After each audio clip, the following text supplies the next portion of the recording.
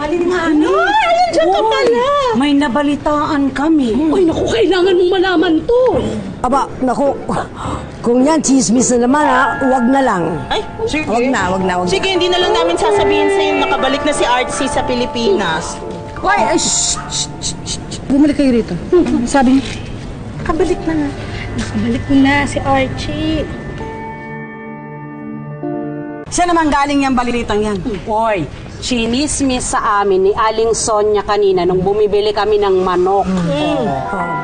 Totoo. Sinabi sa akin ng dodong ko. Ay, naku, hindi nga.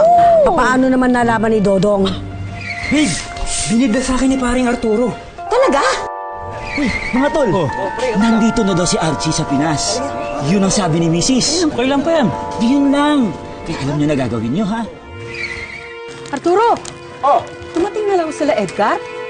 Talaga? Oo, nakita raw nila Maring Winnie. Nakita ko si Archie, yung kabarkada ng anak ko. Mukhang asensado na siya. Talaga? Oo, di pa alam. 30 na lang. O, ito yung bayad ko. Ayan. Sige na, pinasulian. Sige, salamat. Naku, hindi ba nanay ni Carlo yon? Si Carlo, dating kaibigan ni Archie. Oh, yun na yun. Ang tanong, kay Carlo ba talaga nang galing yung chismis na yan? Dahil kung kay Carlo talaga, maniniwala pa ako dahil magkaibigan sila. Oo, ano ba? May nakakita ng lahat. Ang dami na Usapan Huwag kang maniwala sa mga to. Hindi reliable ang source nila. Walang basis.